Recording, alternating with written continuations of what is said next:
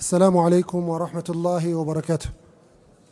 الحمد لله على إحسانه والشكر له على تفضله وامتنانه، وأشهد أن لا إله إلا الله تعظيما لشأنه، وأشهد أن محمدا عبده ورسوله داعي إلى رضوانه وعلى آله وأصحابه وإخوانه. أما بعد. إخواني في الله, we are continuing with our lecture series regarding the scholars of Islam, the people who Allah subhanahu wa ta'ala has raised to the highest levels in this world and in the hereafter.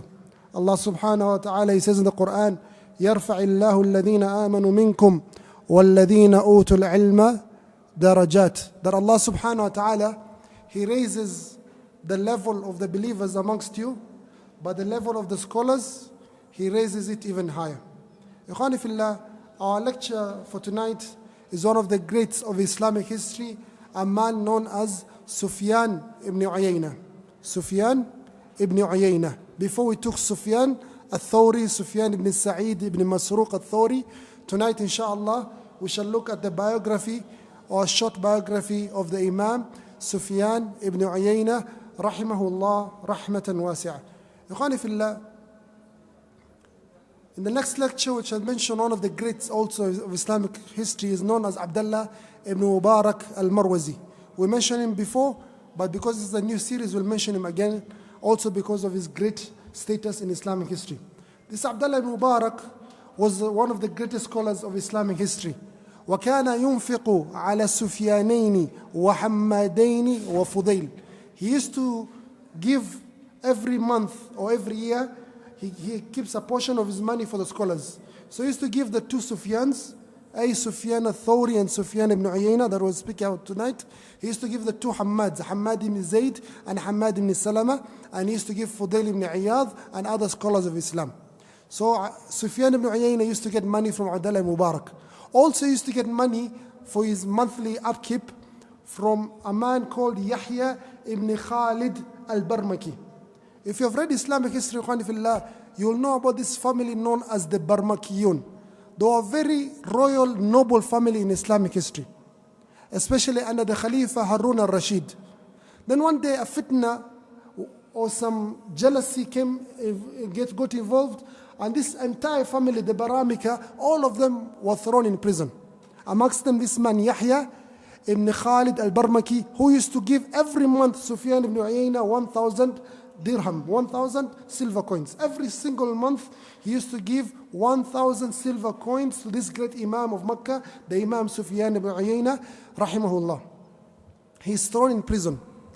Then he wants to make wudu, and the water is very cold.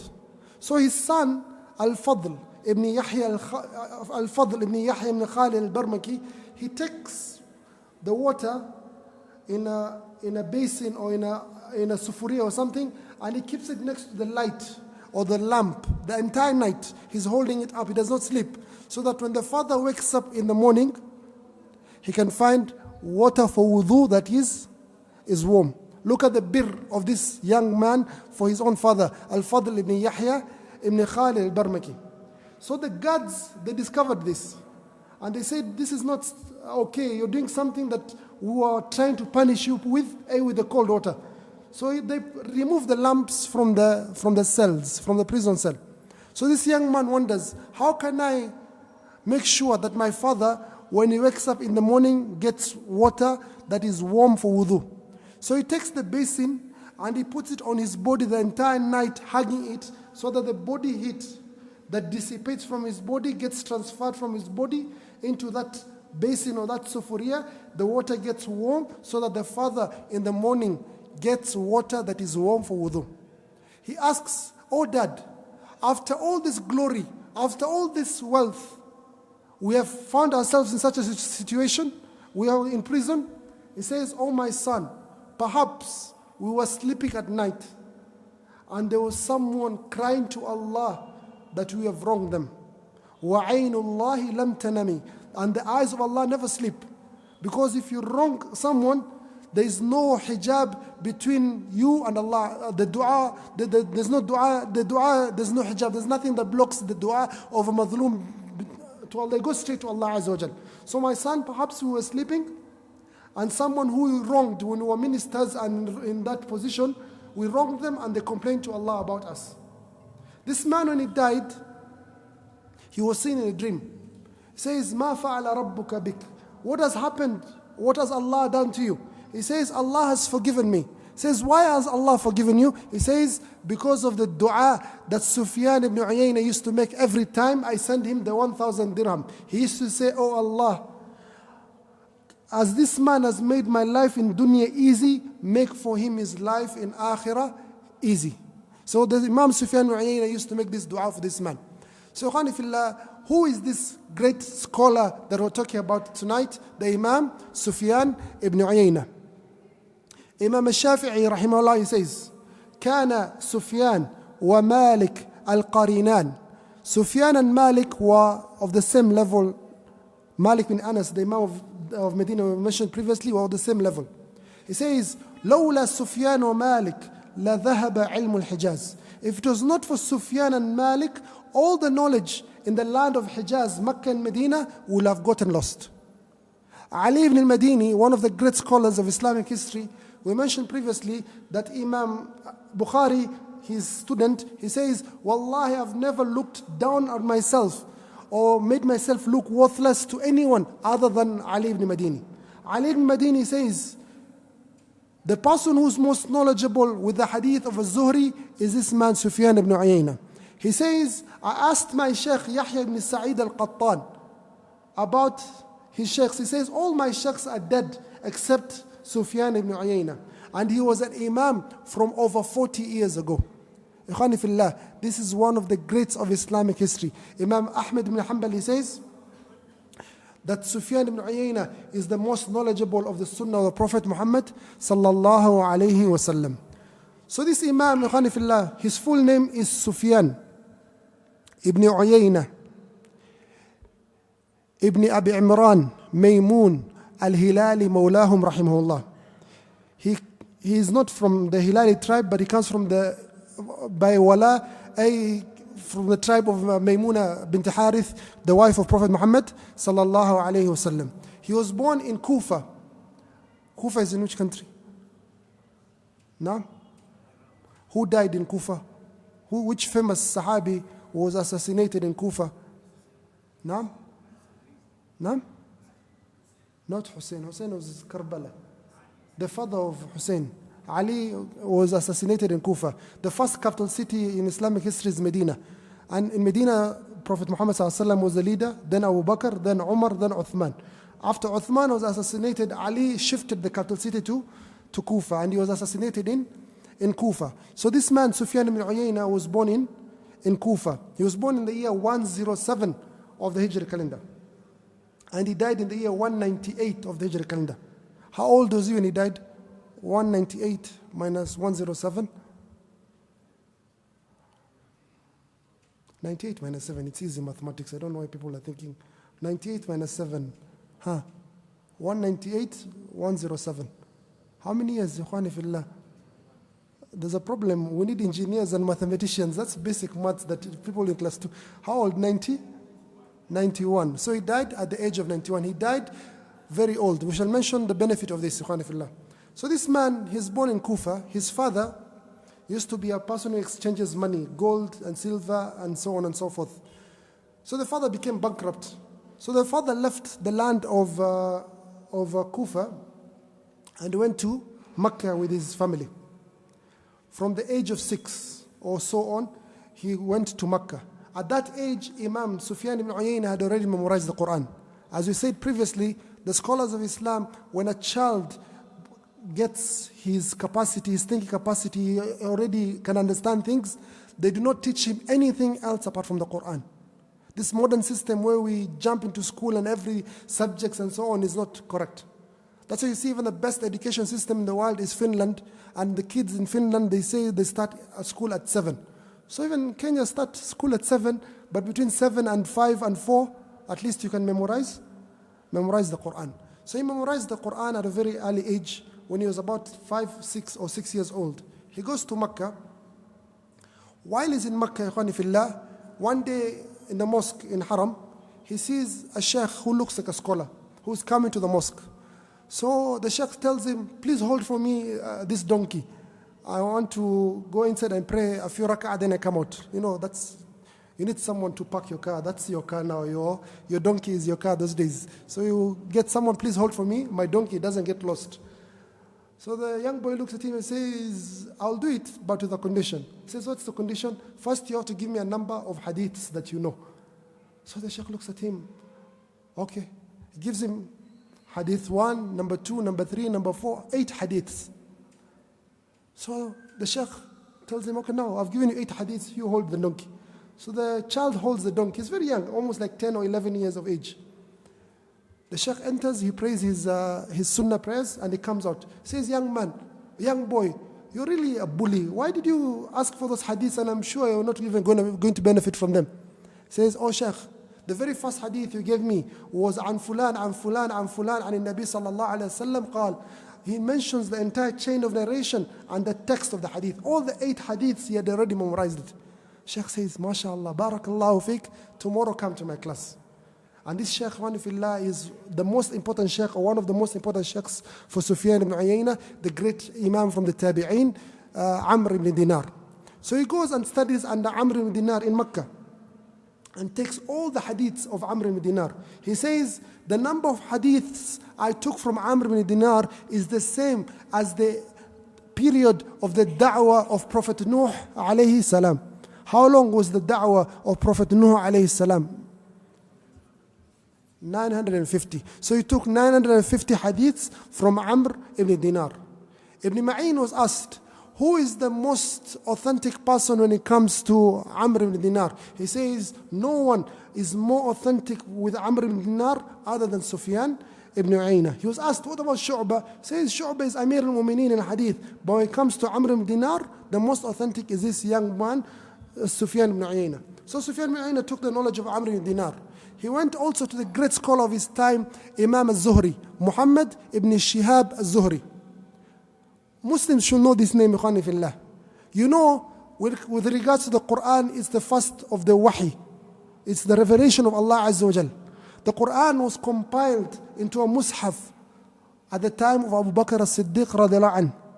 Then it was repeated again at the time of Uthman, where he spread copies to the lands of the Muslims. The person who was given that job by Abu Bakr was Zayd ibn Thabit. Also by Uthman is Zayd ibn Thabit. That's with regards to the Quran. But the other wahi, وَمَا يَنْطِقُ عَنِ الْهَوَى. The Prophet ﷺ does not speak out of desire. The Sunnah, the hadith of Prophet ﷺ, who compiled it first into a book. It's this man, Imam al-Zuhri. He was told by the governor at the time, he was not the Khalifa, Umar ibn Abdul Aziz, compiled the hadiths of the Prophet ﷺ into a book, and is the first one to compile the hadiths and record them. So he took knowledge also from this Imam Ibn Shihab al-Zuhri, who passed away in the year 124 or 125 of the Hijr calendar. Sufyan ibn Uyaynah was born in 107.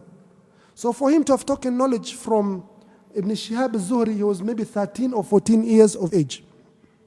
Together. Until he reached the category of being the most authentic person to take knowledge from al-Zuhri.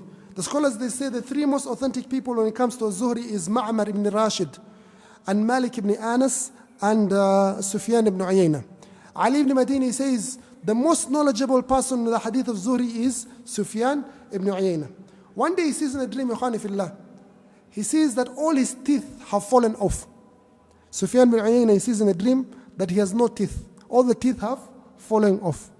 So he goes to Imam al-Zuhri and says, I've seen a dream, all my teeth have gotten lost. He says, al-Zuhri to him, teeth in Arabic is asnan. Asnan. Also it has another meaning which means people of the same age as you are. He says, all your colleagues and your people you have studied with, all of them will die and you will remain only by yourself. All your colleagues will die and you'll remain only by yourself. Remember this dream, inshallah, when we discuss it later. So he studied Ikhwani Fillah under many of the scholars of the time. He studied under Abi Ishaq al-Sabi'i. He studied under Shu'bah. Also, Shu'bah took knowledge from him. He studied under A'mash, Sulaiman al-Mihran, Ibn Jurayj, and many of the scholars of the time.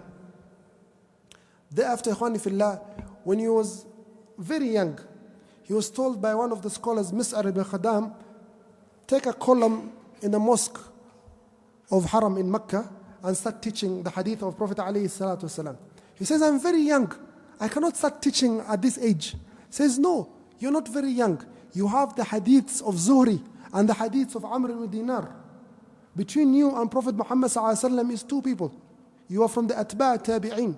You're only two people between him and Prophet Muhammad sallallahu alaihi wasallam, a Tabi'i and a Sahaba, and you reach Prophet Muhammad sallallahu alaihi wasallam. And you have over 7,000 hadiths. Teach the Muslims. So he starts teaching at a very early age in the mosque of Prophet Muhammad, in the mosque of Haram in Makkah, the grand mosque, our Qibla that we face as Muslims. So he starts teaching there at a very young age. Many scholars, Ikhwani fillah, take knowledge from him. From amongst the greatest scholars that have taken knowledge from Sufyan ibn Uyaynah, the Imam, is the Imam al-Shafi'i, the Imam Ahmed ibn Hanbal al-Shaybani, the Imam Abdullah ibn Mubarak al-Marwazi, the Imam Ali al-Madini, the Imam Yahya ibn Ma'in, the Imam Yahya ibn Sa'id al-Qattan, the Imam Abdul Rahman al-Mahdi, and many others, Ibrahim al-Ramadi, and so on and so forth. Many scholars, they took knowledge from this Imam. And because Allah subhanahu wa ta'ala gave him a very long life, many different generations of scholars were born from his school or from his teaching. Ikhwani fillah, this man, he had performed over 70 Hajj. He performed Hajj how many times? Over 70 times. He was from Kufa originally, but he came and settled with his family in Makkah. And he performed Hajj over 70 times. He says, his nephew Al-Hasan ibn Imran ibn Uyaynah, he says that I was with my uncle Sufyan ibn Uyaynah in Muzdalifah in the year 197 of the Hijri calendar. And he said, oh my nephew, I have made dua to Allah Azza wa Jal every single Hajj for it not to be my last Hajj. But this year, I feel shy to Allah Azza wa Jal to ask this question. I'm not going to ask it this year.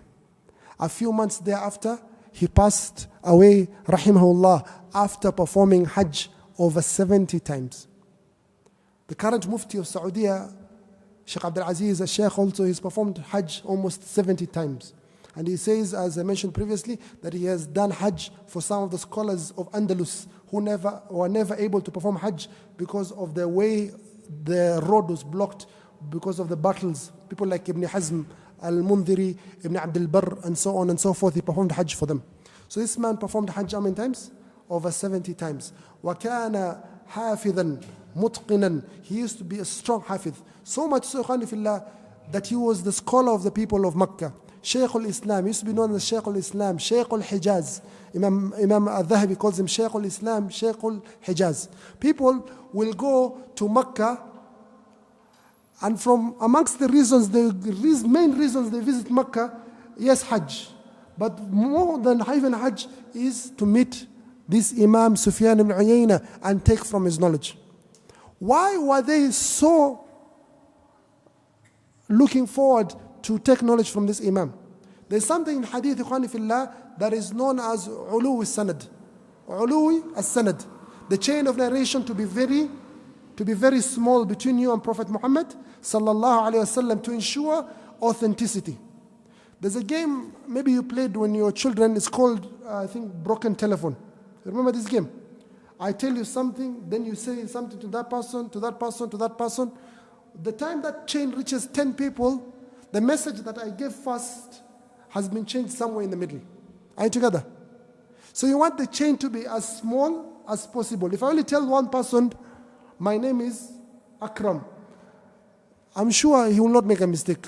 But if it moves over there, my name will turn into Abraham, or it will turn into America or something else because of the many chains. So the shorter the chain of narration, the better. So students of knowledge from everywhere in the world were setting out to Makkah for Hajj, yes, but also to meet this great Imam, Sufyan ibn Uyaynah.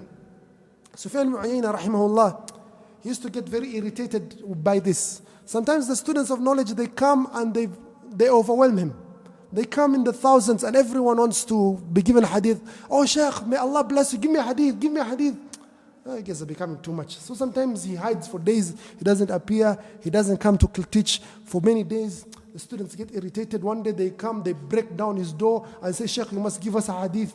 He says, Subhanallah, you guys have broken into my door. And the Prophet ﷺ, as narrated to me by Zuhri and Sa'al ibn Sa'ad, and Nabi ﷺ, he said that if there's a person who was peeping into the door of the Prophet ﷺ said, if I knew you were peeping, I would have poked your eye and blinded you. The door has been kept there for you to ask permission. Says, oh Imam, forgive us, we've made a mistake. Says, are you regretting? Says, yes, I've regretted. Says, this hadith I've narrated from so and so and so and so. And nadamu tawbah. If you regret, tawbah has been accepted from you. Take these two hadiths for free. For people used to travel for months to take a single hadith of this sort. Another time the students really angered him. Then he looks at them and says, Wallahi, I'm the most unluckiest person in the world. I'm very unfortunate. He says, why is it, Sheikh? He says, I sat with Damra ibn Sa'id, who narrated hadith from Abu Sa'id al-Khudri from the Prophet alayhi salatu wasalam. I sat with Amr ibn Dinar, who narrates from Jabir from the Prophet Muhammad sallallahu alayhi wasallam. I sat with Abdullah ibn Dinar, who narrates from Abdullah ibn Umar and Nabi sallallahu alayhi wasallam. I sat with Az-Zuhri, who narrates from Anas ibn Malik from the Prophet alayhi salatu wasalam. And that because of my old age, I've stayed in this earth for very long. I'm sitting with the likes of you people. I'm very unfortunate, very bad luck. One of the young students who stood up, is called Yahya ibn Aktham, says, oh Sheikh, are you going to be fair if I tell you something? He says, I'll be fair. He says, oh Sheikh, the feeling you have is not as bad as the feeling your sheikhs felt by sitting with you and your companions, yet they sat with the Sahaba of Prophet Muhammad sallallahu alayhi wasallam. So you actually, it's not as worse. You're even worse for your sheikhs than we are to you. Says, Inna lillahi wa rajiun. What is your young man? He says, my name is Yahya ibn Aktham. Says that this young boy, he's fit to sit with the leaders. And this young boy became the Qadi. He was made a Qadi by the Khalifa al-Ma'mun. He was only 17 years of age. He was made the Qadi of the whole of Basra when he was only 17 years of age. The people say to him, why is the Khalifa giving this person Qadi? He's only 17 years of age. Says, how old are you, Qadi? Says, I'm the same age that the Prophet ﷺ gave someone Ibn Man. Not to Usama ibn Zayd. Usama ibn Zayd, yes, was also 17, but also there's one, the governor of Makkah, is called, I've forgotten the name, he was also 17 years of age. They all kept quiet. He was very sharp. This Qadi, Ibn Aktham. Another time, he says to his students, أَفِيكُمْ أَحَدٍ مِنْ أَهْلِ مَصْرٍ. Is there anyone amongst you from the students of Egypt? He says, yes, we're here, Sheikh. He says, مَا فَعَلَ اللَّيْث ibn Sa'ad. What has happened to Layth ibn Sa'ad? He says, مَاتَ. They say he has died. He says, أَفِيكُمْ أَحَدُ مِنْ أَهْلِ رَمْلَةٍ. Is there any amongst you from the people of Ramla? He says, yes. He says, مَا فَعَلَ ibn Rabi'a al-Ramli. He says, مات. He's died. He says, أَفِيكُمْ أَحَدُ مِنْ أَهْلِ حِمْص. Is there anyone from the city of Hims that the Muslims want to conquer tonight in Syria? أَفِيكُمْ أَحَدُ مِنْ أَهْلِ حِمْص. Says, نعم. قال ما فعل بقية بن وليد. What has happened to Baqiyah ibn Walid? Says, Mat. All these are great scholars in those areas of the world. Says, أفيكم أحد من أهل دمشق. Is there anyone from the city of Damascus? Says, نعم. ما فعل الوليد ibn Muslim. What has happened to Walid ibn Muslim, the great scholar of Damascus? قالوا مات. They say he's died. قال سبحان الله أفيكم أحد من أهل قيصرية. قيصرية is where the Benjamin Netanyahu has taken over the Palestinians and he lives over there. He says, أفيكم أحد من أهل قيصرية. قالوا نعم. قال ما فعل محمد بن يوسف الريابي. What has happened to the great scholar of Qaysariya, Muhammad ibn Yusuf al-Riyabi? Says, قالوا مات. He's died. He starts crying, Imam Sufyan ibn Uyaynah, and he says, من الشقاء تفردي بسؤددي. He says, from the most unfortunate things that has happened to me, that all my companions, all my contemporaries, all the people I studied with, all of them have died. And I've been left by myself as the leader of the Muslims in knowledge. No one to support me.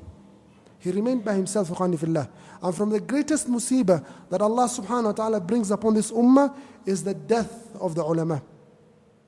So an alim, he feels stronger like Musa felt stronger with Harun by his side. So an alim feels stronger when he has other scholars with him. But this Imam has lived for over 90 years, and none of the scholars that he studied with, or his contemporaries or his companions, none of them are alive. All those people who took from Az-Zuhri, or took from Amr ibn Dinar, or took from Abi Ishaq al-Sabi'i and so on, all of them have passed away. He has been left alone as the Imam of the people of Makkah. Abdullah ibn Wahab, from the scholars of Egypt, he says, I have never seen anyone more knowledgeable of the tafsir of the Quran of Allah Azza wa Jal than Sufyan ibn Uyaynah. Sufyan ibn Uyaynah, he says, if a person is making sins based out of shahawat, out of desires, farju lahu al-khair, hope for him something good.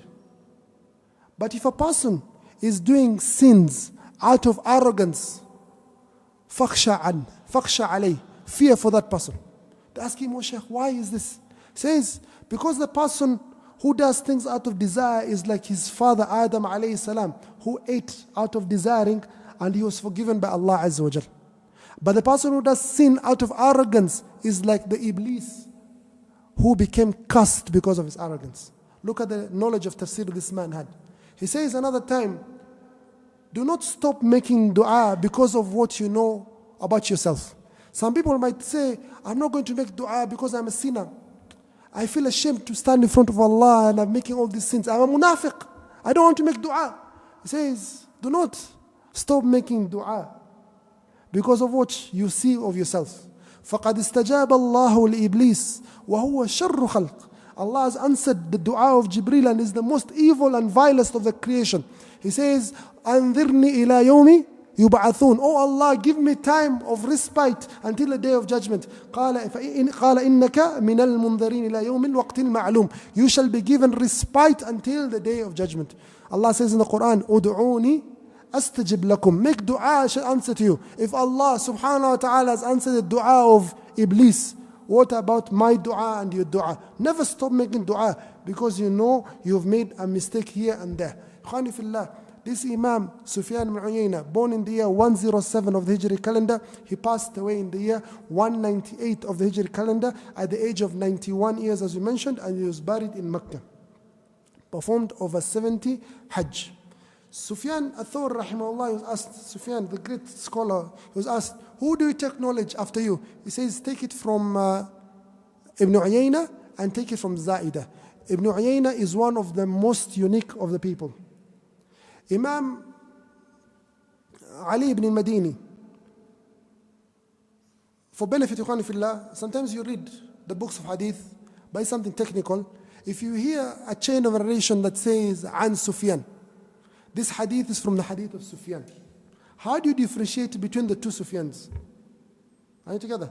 This is something very technical when it comes to hadith knowledge. You have to know such things. It's easy for the scholars, but for us as students of knowledge, it becomes sometimes challenging. It is easy to know this based on the students or based on the sheikhs. For example, Imam Ahmad ibn Hanbal, if he narrates from Sufyan, who is this Sufyan that Imam Ahmad ibn Hanbal narrates from? Are you together?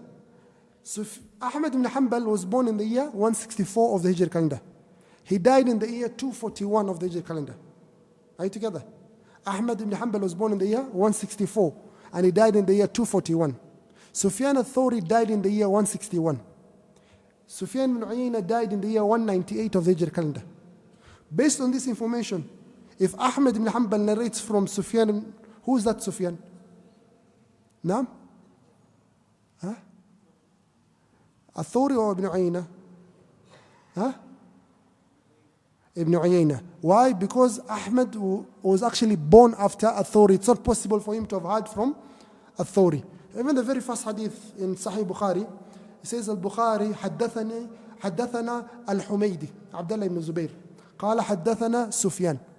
If you say Humaydi and Sufyan, you know from the students of Sufyan ibn Uyaynah is Humaydi Abdullah ibn Zubayr. So you can tell easily from the students. If you see a student like Waqi' or Yahya ibn Sa'id al-Qattan or Abdurrahman al-Mahdi and so on, you know it's Sufyan al-Thawri. So based on the students, you can tell who is the person narrating from, who is that Sufyan. Also from the Sahaba, sometimes you can see a hadith an Abdullah. Who's Abdullah? The many Abdullahs. But most of the time, if you see a hadith of Kufa, it's Abdullah ibn Mas'ud radiyallahu anhu. If you see a hadith of Medina, you know it's Abdullah ibn Umar radiyallahu anhuma, and so on and so forth. So hadith, ikhwani fillah, ilm al-hadith is the most vast of the Islamic knowledge. Ikhwani fillah, this Imam was one of the greatest scholars of Islamic history, Sufyan ibn Uyaynah. Make sure you name your children after him also, Sufyan. There are two great Sufyan, Sufyan ibn Uyaynah and Sufyan al-Thawri. One of the sheikhs in our time is called Abu Ishaq al-Huwaini. From the scholars of hadith, the Shaykh al-Albani praised. He says, I saw a dream after researching the hadiths of the Prophet ﷺ. And in this dream, I saw the Imam Sufyan ibn Uyaynah and his companion Ma'mar ibn Rashid. These are the two strongest when it comes to narrative from Az-Zuhri. So they were debating and having a disagreement amongst them. Then I happened to walk past them. Then Sufyan calls me, says, you shall rule between me and Ma'mar. So he says, I heard from both of them, and I said, the correct opinion is with Ma'mar ibn Rashid, not you or Imam Sufyan ibn Uyaynah. So the Shaykh Abu Ishaq al-Huwaini says that Sufyan ibn Uyaynah started crying in the dream and said, Wallahi, you're the most beloved person to me on the face of this earth. Ikhwani fillah, this is one of the great scholars of Islamic history. Some scholars, they say he had a madhab. Wallahu alam, if he had his own madhab, he used to be very fearful of giving a fatwa in anything. If someone comes to him, asks a question of fiqh, he says, go ask someone else. Go ask the scholars. You should not rush, ikhwani fillah, if Allah gives you knowledge, to say everything halal, haram, mubah, mustahab. You should not rush. You should be very careful. Preferably ask other people to take that obligation or that responsibility from you. This is one of the great Imams of Islamic history, the Imam Sufyan ibn Uyaynah, Abu Muhammad al-Hilali, rahimahullah. His kunya is Abu Muhammad al-Hilali, born in the year, what year was he born? 107, and he passed away in the year 198. This same year, that he passed away, 198, for benefit is the year other scholars passed also. Abdul Rahman al-Mahdi passed away in this year. Yahya ibn Sa'id al-Qattan passed here, this year. His student Imam al-Shafi'i, one of his great students who had his own madhab, passed away 6 years later in the year 204 of the Hijri calendar. So if you want to memorize dates when it comes to Islamic history, it's always good to connect those dates with other people's dates. Like we said previously, yesterday's lecture, Imam Auza'i passed away in the year 157. In the previous lecture before that, we said Imam al-Layth ibn Sa'ad passed away in the year 175. 157, if you rotate the numbers or switch the numbers, 157 becomes 175. Wa akhiru da'wana alhamdulillah rabbil alameen. Wassalamu alaikum wa rahmatullahi wa barakatuh.